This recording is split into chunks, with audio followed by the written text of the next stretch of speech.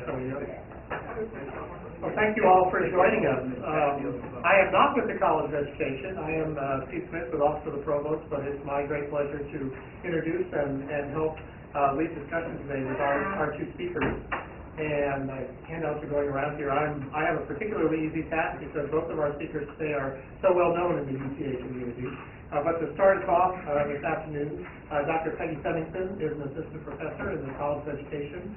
Many of you know her for her work in online instruction and online pedagogy, but she's also well known for her particular research in reading and literacy education. So we're going to let Peggy start us off, and then we'll introduce our second speaker when the time comes. Yeah, okay, welcome. This session is being recorded, however, it's just myself that's in the recording. At the end, we'll edit out the dialogue, so nothing will be shared beyond our lectures. So in that sense, the recording will be a one-way sharing of knowledge. However, we're suggesting today, that's not enough for learning. So we hope to hear your ideas at the end. So we're going to not take the full hour for our presentations. We'll keep our presentations a little on the short side so we can hear from people in the audience. We even have some international guests. I won't embarrass you, but we've got people from all over here. So lots of ideas. Thanks, Dr. Smith. And here we are. I know many of you. I'm a literacy studies assistant professor. I am in teacher education. I was a teacher, taught school 8 years, 3rd grade and 5th grade. And that's kind of where I'm coming from. Just got into online learning around 2008 and hit the ground running here at UT Arlington. And so my talk is on open, participatory, and networked culture of learning. I'll explain a little bit about that, what that is. Maybe you already do that. Maybe you want to know what it is. So we'll have questions at the end. And then Dr. Marc Schwartz from Mind Brain Education will talk about online education. Can MBE meaningfully inform the conversation? So there will be some overlap, a little bit of overlap in our talks, and then maybe some differences. Also, if you have a QR code reader, and this might apply if you're watching the recording, I'm not sure, I don't think the slides are quite visible, but if you have the handout, there's a QR code on there where I will post this recording link if you want to share with others. Again, our goal is sharing and openness, and also my contact email is on there if you want to email me for these digital versions. So basically, what we're dealing with right now in K12 is this exponential changes with technology. Ray Kurzweil talks about he calls this the singularity, and it means the change is not linear. Change is exponential, and it's rapid, and we all feel that anxiety, if you will, with trying to keep the pace of what the changes that are going on. And so what I'm suggesting is teacher education really needs to be on top of this curve, this exponential change or disruption, as it's called in technology. Christensen is from Harvard, from the business school, so I would also suggest we need to start looking towards some of the trends in business to see what kinds of ideas we can incorporate into education. And so I'm looking to that idea of disruption or replacing technology. An example of disruptive technology would be like Wikipedia replacing, who remembers old school encyclopedias, and you had they break their back, and now you can look up Wikipedia on an app on your phone. I mean, we're just not going to carry a set of encyclopedias. That's an example of a disruptive technology. There's no going back, right? And those kind of disruptions are constant. They're undeniable. It's a change in value of that technology. And then another key idea is my own field, literacy. Is a shift towards digital literacy and away from print literacy, right? What's happening to handwriting? What's happening to pen and paper? What's happening to books? I see a lot on Facebook, people kind of nostalgic for books and things like that. We're moving and shifting. And then online learning replacing traditional face-to-face learning. And I mean 100% online format is what I'm referring to, not so much hybrid or blended. So these are the questions I'm suggesting we really turn our attention to, at least for the next 20 minutes. And so the practical questions are, how do these disruptions in technology impact how we train teachers? I think those are things we can start talking about, and not just here, but and other forums. And then what are we teaching and not teaching? In other words, what sort of tools are we teaching, and are they valuable tools? And then what are we not yet teaching that we need to be teaching? That's kind of an ongoing, iterative question we can ask ourselves as teacher educators, and as teachers, and as people who are just interested in education. These are social issues, right? If we don't educate people well, it impacts everyone. And then the sort of meta question is, what research should we be doing in this area? So a lot of us wear that researcher hat as well, and so what are some of our thoughts about research? So just jot down kind of as an activity, these are on the handout, jot down, circle, star, highlight, any of these tools that you're currently using. I bet everyone's using a learning management system like Blackboard. That's kind of I think a basic one. But this is just a starter list. It's not everything. I just made this up off the top of my head from things I've seen and heard. There are things missing from this list. It's not all inclusive. But these are things I've seen used in schools, K-12 settings. So just kind of jot down. We'll come back to this question. Do you mind revisiting this during the dialogue? We can do that, yeah. Okay, so we'll just jot down, circle, highlight. I'm trying to use quite a bit of real-time learning, video-mediated learning with my students. The second one, augmented reality, I'm not even sure what that is. I've tried to learn what it is. It's kind of a cross between virtual reality and changing reality. Is anyone in this room familiar with that concept? Do you want to share real quick? It's like when you're walking around on the street. If you're in a new place, you could pull up your phone and say, what restaurants are around here? And you overlay your phone on what you're seeing, and the phone camera takes it in and overlays information because it recognizes what it's seeing in your real time. Okay. Yeah. You want to add something? No, that's correct. Okay, It's cool. about layered reality. Yeah. A layered reality. I mean, to me, that term is a little mind-boggling. That's an area I need to explore. So I would say if you're not familiar with these terms, explore them. It's a starter list. Again, I'm starting to use some of these. I would say all of these are being used in K-12 settings. Okay, so this talk is the beginning of a manifesto, which is sort of like opinionated commentary. Thought it's also a little bit of recent literature and trends, and it's a call to action. So again, just jot down for a minute, what is 21st century learning? If you're watching the recording, you might jot this down too. How can we prepare students for a changing world?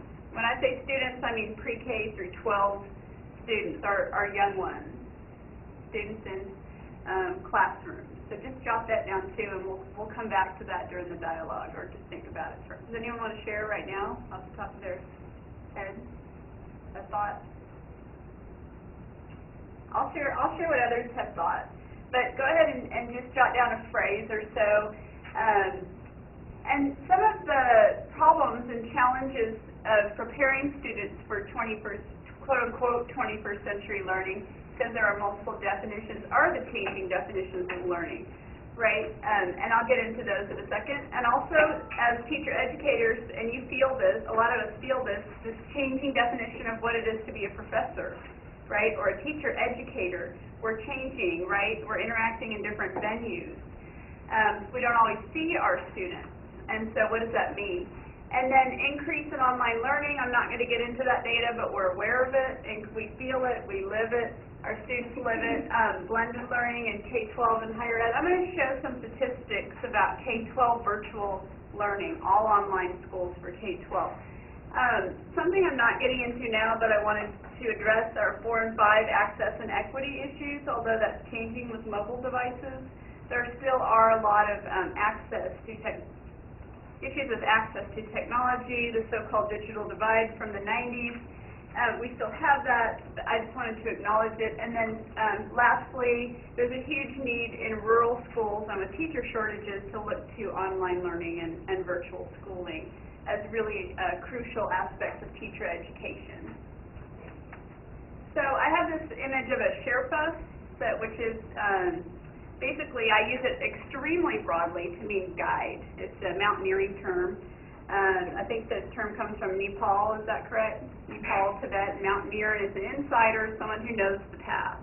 And it's a metaphor for what it is to be a 21st century teacher educator. So I kind of have that image, and it's very generic, and I use it very broad and loosely. but I like the metaphor. I think it works for what we do. And so here's an article. You can scan it if you have your QR code reader. If you want to, you can pull that up. And it's, how do you define 21st century learning? It's one question and there are 11 answers. And they talked to 11 experts and they all gave a different answer. But a sort of consensus one is that we have to teach students how to collaborate, moving towards digital literacy, critical thinking, and problem solving. Those seem to be the key cornerstone buzzwords for 21st century learning, that all of those are crucial to what we're preparing our K-12 and I would say higher ed students to do, to know and do. Again, this is the best tour, so I'm not going into depth, but I put these resources here so that you can go into depth later. Also, if you email me, I'll send you this presentation, and I'll post it on the Facebook page. There's a link. Some of you are already on it. There's a QR code for the link to the Facebook page on the handout. Okay, moving forward, there's also this changing definition of what it is to be a professor. And again, we feel that subjectively as online instructors.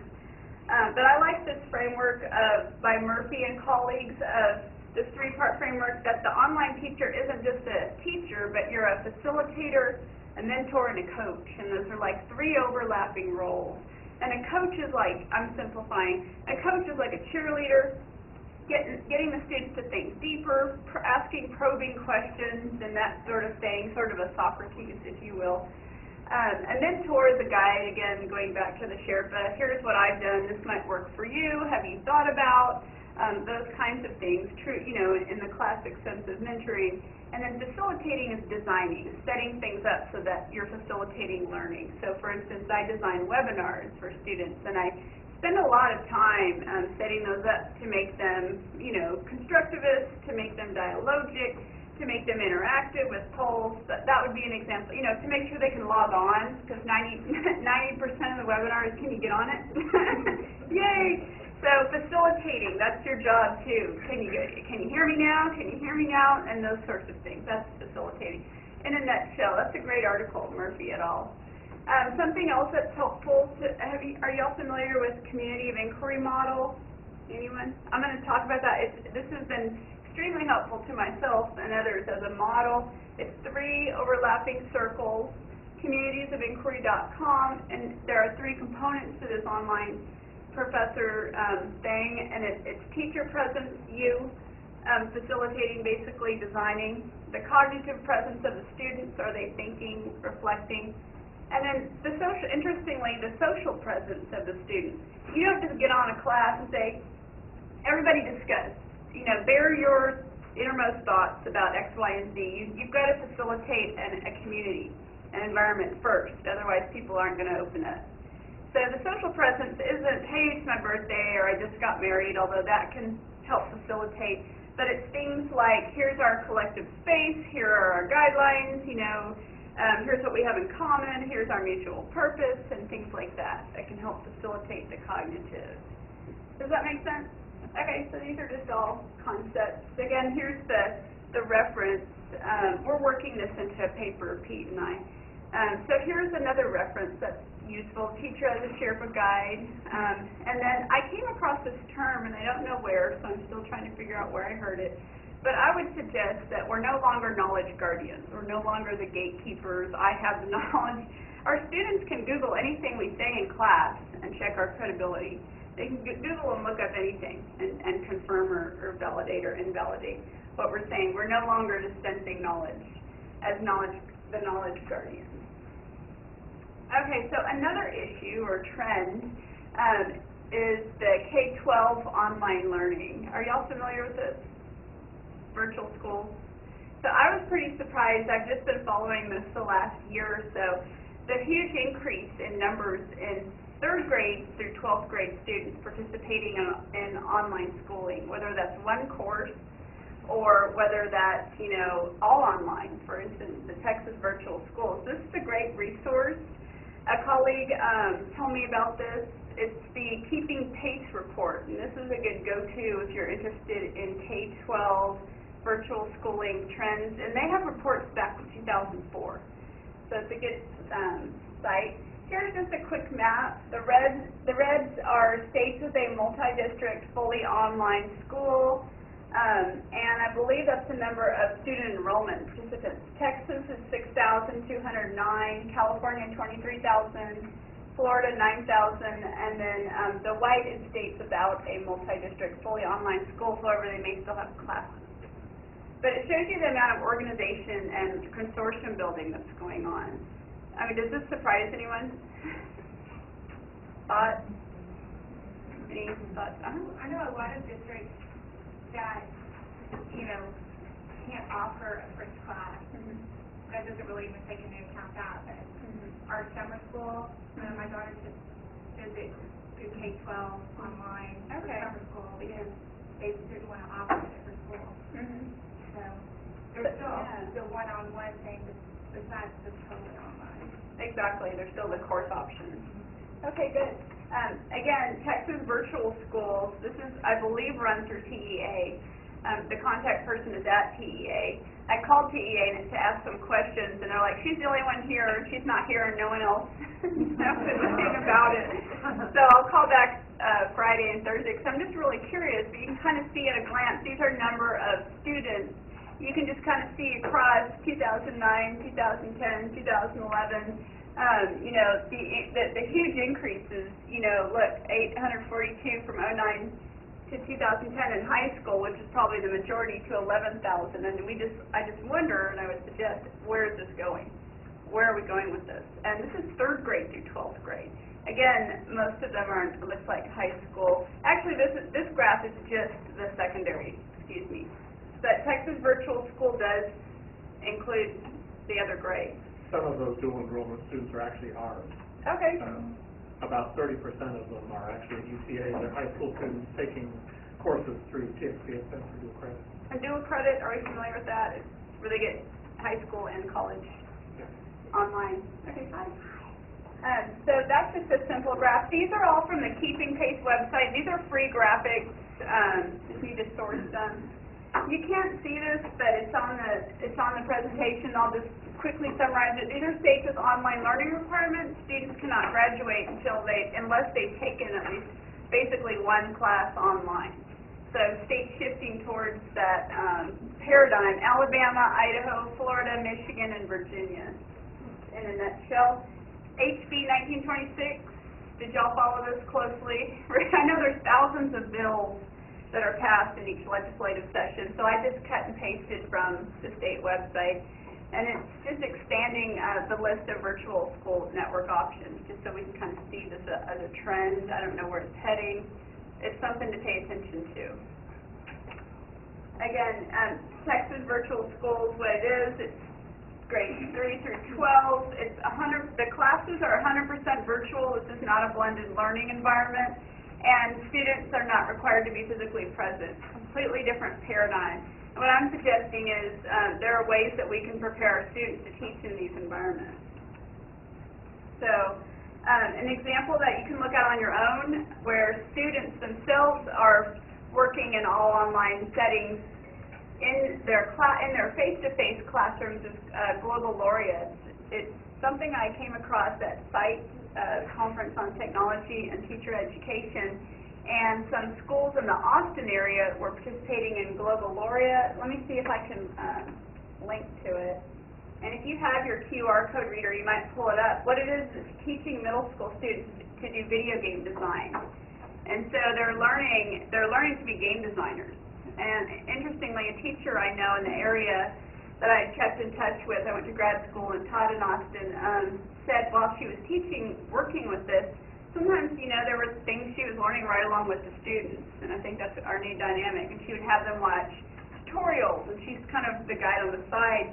Truly, in this kind of environment, a lot of these skills are going to help them directly in the marketplace later. So, any thoughts?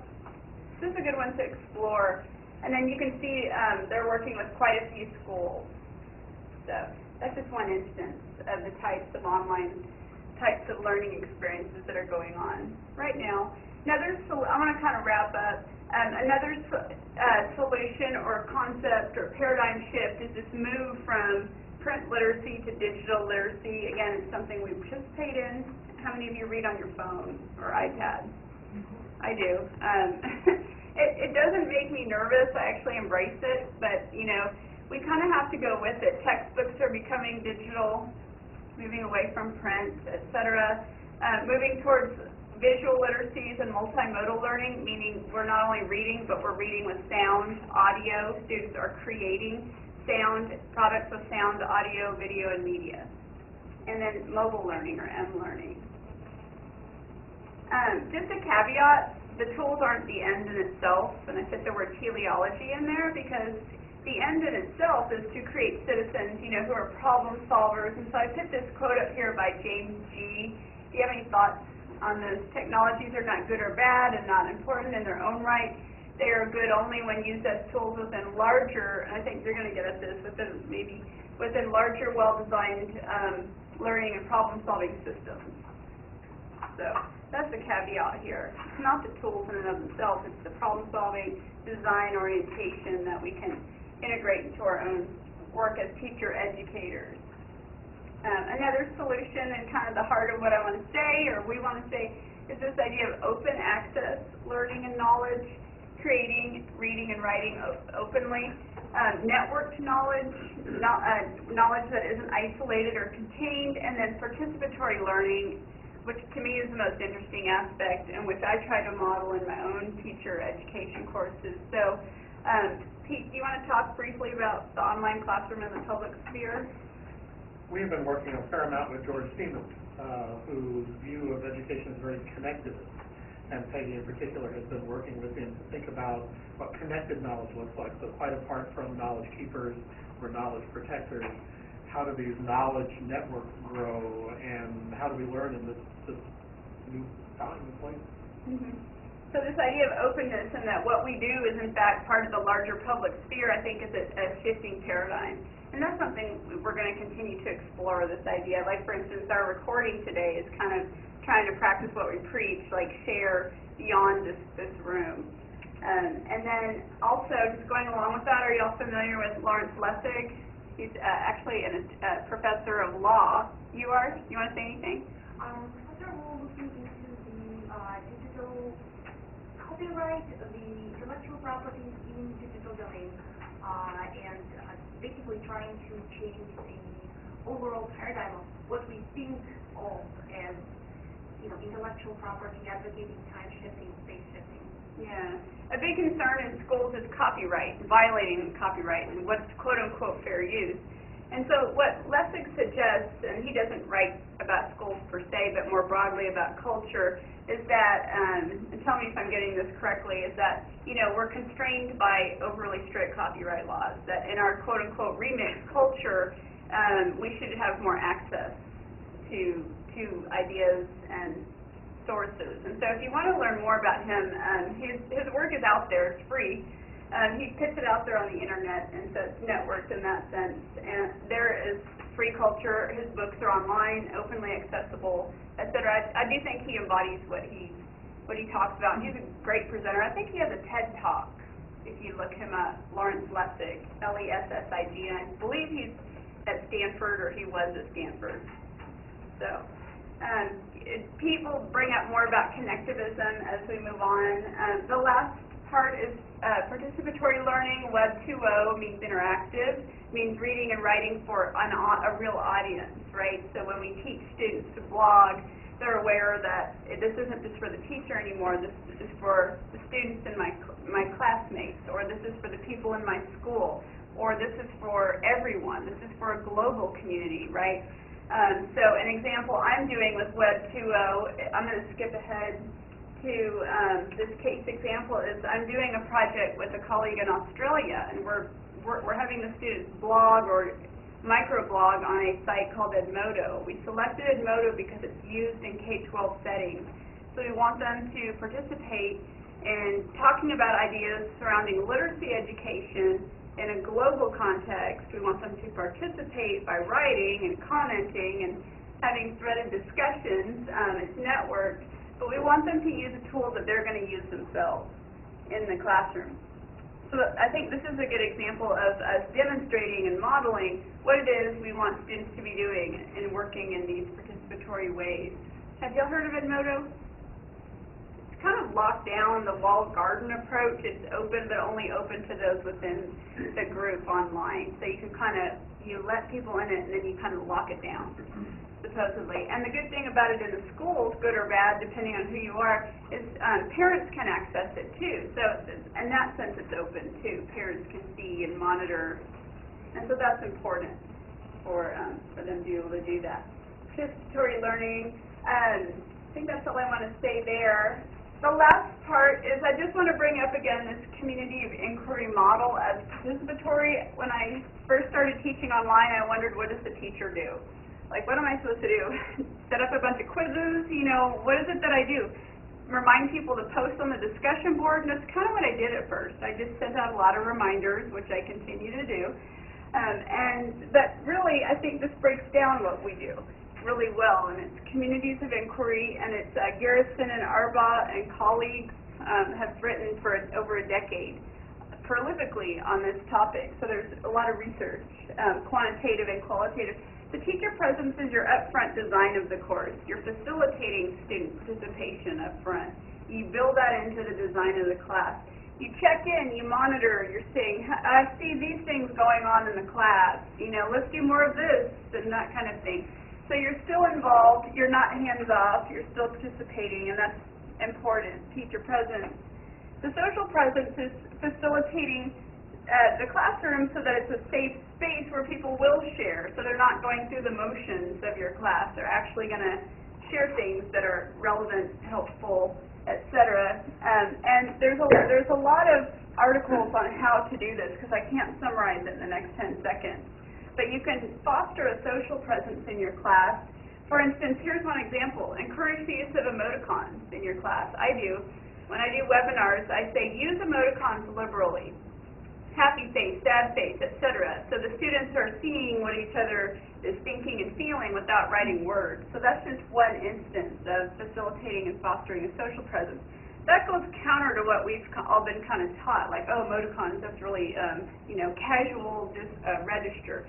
But it's not. It's part of fostering later this cognitive presence. And so that's where I think this model is useful.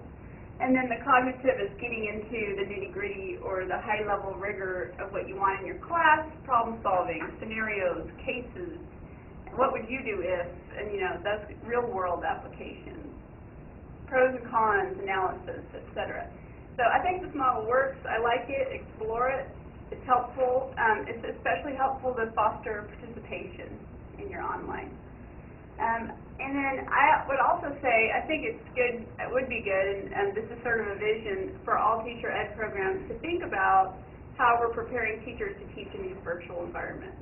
You know, I have students now who say they want to teach in online settings for different reasons, and I'm like, wow, what are we going to, you know, I know in Alaska, I think they do this, they train teachers, and it makes sense, right? They're in remote areas. Very remote. So it makes sense to train teachers to teach in virtual settings, but more and more I'm talking to teachers who want to be trained in this, so I think we need to turn our attention here a little bit and help them increase their marketability. These are just some questions. What are we doing to stay informed? You know, how are we staying on top of what's going on? Myself, I'm taking classes at the local ISD, and I'm sitting alongside teachers to try to learn about what they're doing. And so I went to a QR code class, and I went nuts with it. I'm like, let's take QR codes everywhere. So I'm trying to stay connected in that way. That's just one example. Learning about meaningful integration of technology. How can we model and demonstrate these tools? For instance, I thought, I want to demonstrate mobile learning, but I only teach online. How can I do this? So we figured out, my TA and I figured out a way we could do mirroring, and we could display the iPad, and so I could do things with my iPad app, and it would display on the screen during a live web conference. So it's possible. I had to watch a YouTube video of a guy from Australia to learn how to do that. So, you know, we're just learning in different ways how to do this, but it worked. And I told the students, and I said this last week at the talk, I told the students, I just learned how to do this yesterday, and that's okay. I think that's part of what we're modeling. The last broader question is, what partnerships are we as a field building between what we're doing and what's going on in the ISDs, or virtual schools. So just based on the data I showed you, I think that's important for all of us. That's it. These are just some good websites and organizations that offer conferences, tools, tip sheets, nuts and bolts kinds of ideas. EDUCAUSE has one-page tip sheets for educators that are really useful. I will send out these references. I know you can't read those from where you're sitting. Again, enhancing our web presence is good. Twitter, YouTube, etc. So that's it. I'm going to switch over to Dr. Schwartz.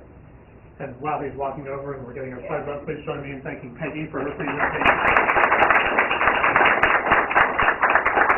And as I said, I'm introducing people who are very well known to us in the UTA community, but please also help me join and welcome Dr. Marc Schwartz, who is a faculty member on our College of Education faculty and also oversees the Southwest Center for Mind, Brain, and Education. So Marc, we will let you pick up these themes from you. All right, thank you. Thank you very much. Thank you for attending. Handout. I was struck by one thing that Peggy had said, actually a number of things that she said, but the one I think that probably should launch my own ship is practicing what we preach. Unfortunately, I find this context, and especially the online portion of this, those of who might be listening and trying to learn something from this presentation, very, very challenging in order for me to practice what I preach. But I'm going to make an attempt at it by just sort of talking broadly about, I think, the challenges that we need to face. I'm not saying that in this context we're going to get at it in a very meaningful way, but I'll sort of lay out a framework that I think is important, and I'll give you a thought problem or thought challenge to consider. Much of this presentation came well outside of what I normally do. I've been much more interested over the years in trying to figure out how does neuroscience and the cognitive science influence the practice of teaching, and in turn, so that it's not a one-way street, much more collaborative in the sense that I think Peggy was trying to suggest to an online community. How do the issues in education inform the research agendas from those neuroscientists and cognitive scientists who are interested in education? So what I want to share with you here briefly is a framework, and I'm not going to go into it in much detail because this is not the forum for that, nor will you have the experience to really unpack what I'm about to say, but it will give us a place to organize our thoughts. There's a paper that goes with this. It was a paper that I was inspired to write because a number of people asked me about my thoughts about Khan Academy. And I didn't really know much about Khan Academy, so I decided to look at it. Now, these were parents and colleagues who all had very mixed views about Khan Academy. So I thought, all right, well, let me look at it from the view of mind, brain, education. So first let me give you the view of mind, brain, education, and then I can say a little bit about Khan Academy and the challenges and promises that it offers. There are a number, I think, of guiding principles that we can take from the neurosciences that are useful right from the start, walking out of this room, that you can use in your teaching. One is recognizing what the brain does, much like recognizing what the heart does. Much of us are familiar that the heart sends blood to cells needing oxygen and retrieves blood that is deprived of oxygen. We're probably familiar with that story. The brain, I don't know if we have really the kinds of guiding thoughts or principles that are equally helpful. Here's one. It's a pattern prediction organ. The brain is exquisitely designed, from an evolutionary perspective, might say it has over time been improved to pick up patterns in the environment. And we do this we don't even do this really with much consciousness anymore. Walking to the door, no one really thought too hard about how to open the door. You recognize that there was a doorknob. The doorknob is positioned about in the same place every time. For those of you who came late, you realize that when you try to actuate the doorknob, nothing happened. Now that was a surprise. That was part of the prediction that you had when you tried to open the door. Right? So one thing about a pattern prediction organ and the role of memories, which is the second thing I was going to point out, is that our memories of the world shape our predictions. So when you went to the door and you tried to open the door and you were surprised that, hey, all it does is swivel back and forth and I can't do anything else, that doesn't coincide with your memory of doors and handles. And so you say, oh, it must be locked and it must be late, and all those things kind of follow in turn. So these two ideas, neither of which I'm going to go in, still are very useful guiding structures for thinking about what does the brain do, and if you're an educator, how do you want to leverage these two ideas in the choices you make in a classroom. Still a bit more removed from Khan Academy and what I'm going to try and use today to sort of frame our thoughts. But still I'm going to lay out some an important framework. From the point of view of the cognitive scientist, so this is really looking at, let's say, the car from outside as opposed to under the hood. So we could think of maybe the brain as under the hood and how we're looking at what people do. The fact that I'm speaking, that you're breaking down what I'm saying, you're giving me words, you're used to listening to English, you can partition out adjectives from nouns, from verbs, you do all of this fluidly, unless you're learning English, and then it's not so fluid. The whole process is hierarchical. And what does that mean? Well, that takes time to unpack into itself. I'll give you some sense of how labor-intensive it is. And I think if you look at a pyramid and the time it takes to build a pyramid, thinking about a foundation all the way to the top, that's what it takes to build complex thinking. So a 21st century learner, if they're going to build complexity into their thinking, you need to think long-term. It's hard to convey these ideas, the abstractions that we want students to easily use and quickly use, fluidly use, in a variety of contexts. That's hard to do without understanding the hierarchical nature of learning and also learning that it is a repetitive process that requires feedback on an ongoing basis. Now, to give you a thought experiment so you can kind of think about how much effort is involved here, let me set up a problem that's in the Khan paper. So those of you who are interested in the paper, I'm happy to send that to you. And I wasn't prepared to do this sort of electronically, so I'm speaking to there's camera, speaking to that audience as well, and I'm happy to share the paper as well. It's called Khan Academy, The Illusion of Understanding. So I think you're going to see, and I'm making the journal. yes, and it's in press right now in Asynchronous Learning Network. So the journal Asynchronous Learning Network. So the example I'm going to give you is this is a thought experiment, but also one that I actually do with students in a physical way, so that it's something that's embodied in the moment.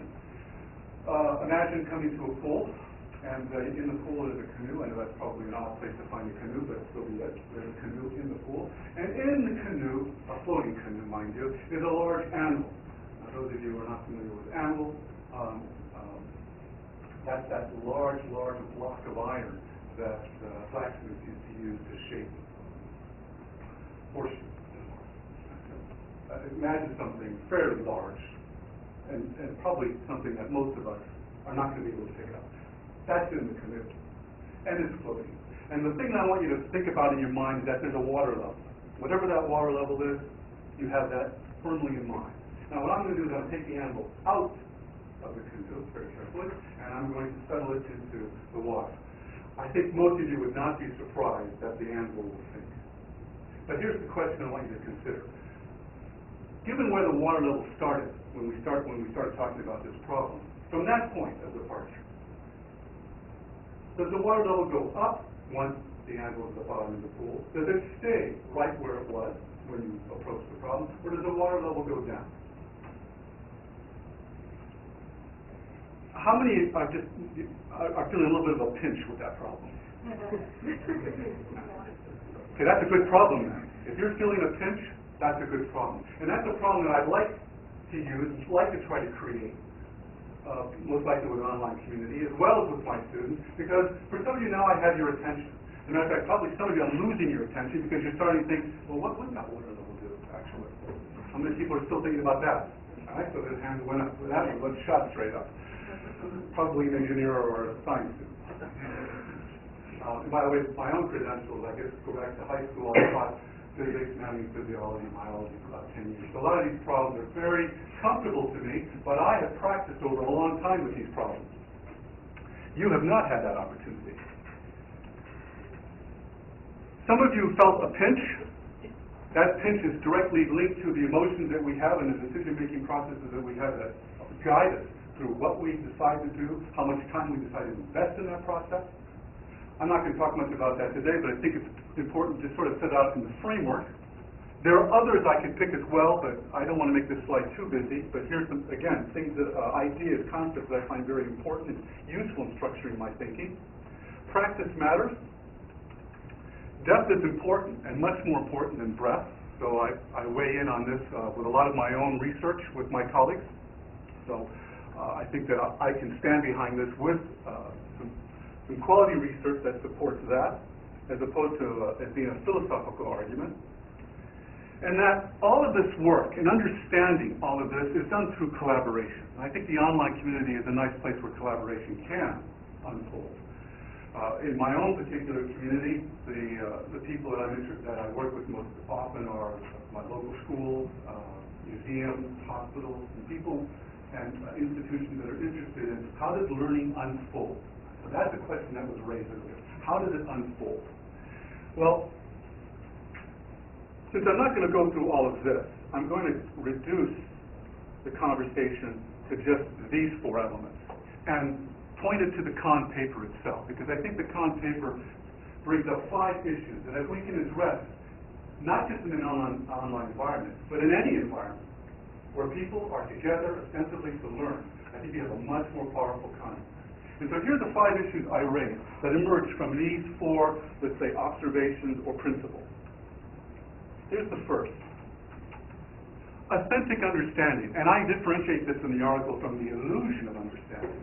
Many of us think we perhaps understand something because we can name it, we can associate ideas to a concept, but to use it in a 21st century way, and I sort of overall, I'm saying, a 21st century way makes us a much more critical consumer of what we say, how we say it, and where it's useful, where it's not useful. Already, there's a number of contingencies that we have to pay attention to. It depends on hierarchy that you build over time. That's absent on online learning for the most part, and it's certainly absent in Khan Academy. And what I ask people in the paper to do, and I'll ask you to do as well, is you can go to Khan Academy and go to the section on buoyancy, and he, over a series of lessons, will give you everything you need to know to answer the question I just gave you about the canoe. Or I could also say he doesn't. It depends on your experience with that content. For most of us, we don't have the time in that space of listening to build the knowledge as Sal Khan displays it. He is an expert, and he is displaying his expertise. We don't have that, so it's much more difficult to use, I'll say it the third time, use what he says to solve problems like I just gave you. The reason I gave you that problem is that it's grounded in, you have to ground it in experience. And one thing I've often done with students is say, go out and try this in the kitchen. You have pots and pans and stuff. You could run this experiment that I just talked about in your kitchen and see what happens. You don't need me as the authority, and we talked earlier about who owns the knowledge. I don't own it. What I think I can do is facilitate a process where you become much more fluid with what you know. So in this case, I find that my role is to offer problems that you find compelling, and you want to go do something with it. And once you've done something with it, we can continue that conversation. So it's grounded in experience. It requires formative feedback. This is much different than the kinds of exams that we take that evaluate in some way how much we learned at the end of a semester. That doesn't fit the way the brain works in terms of trying to figure out how to learn something. Think about this in terms of driving. If you were learning to drive and you were trying to steer the car and you had to wait 3 months to figure out if I turn the wheel in this direction, what would happen? You'd say, well, that's crazy. Who would design a learning system that way? But in a sense, we have designed learning systems that way. We give people, children, students assignments, and sometimes they wait weeks, sometimes months. I know of 2 cases where students in an online course are still waiting for feedback. The course ended months ago. So So it's useless. And I think from your own experience, you know that if you don't get the feedback in a timely way, you even forget what you said. You have to go back and figure out, well, what did I say to make sense of the comment that's given to me? Learning is stabilized by practice. The point I make in the paper is that nobody would dream of playing at a recital a piece that they had not practiced. No one would do that. You wouldn't go upstage and try to play Chopin if you hadn't practiced that. And even practice it in different ways, like people, well, I'm going to say people hollering at you, ooh, but that could happen. I know that in the case of football, they practice plays with speakers blaring loud noises at the football players. Why are they doing that? So they get used to the environment of the real-time playing, people yelling at them. And so it's stabilized by practice in lots of different contexts, which is the next point I'm going to make. It's context sensitive. Our learning is constantly being destabilized by new environments. What if I change, what if I make the test that you prepare for a week? What if I announce the day of the exam? Look at, you know about that test being open-ended or open book? I changed my mind about that. And also another change. What about, I know I said you could have as much time as you needed, but look at 30 minutes, that's all I can give you. What does that do to the testing experience? I sort of create that example because you all know what that does. The last point, or that is the last point I wanted to make. Realizing that I can only make so many points. Limited amount of time, because I didn't want to leave this open to discussion. Because as I mentioned earlier, I don't believe that to practice what I preach, part of what I expect in any learning environment is feedback, even feedback to what I said. So I'm going to turn it over now, recognizing that there's lots that I have not said, but here's a framework that can begin a conversation. Please join me in thanking Marc for his comments. Peggy and Marc asked me to come and be a bit of a discussion, but mostly to entertain and help fuel some discussion.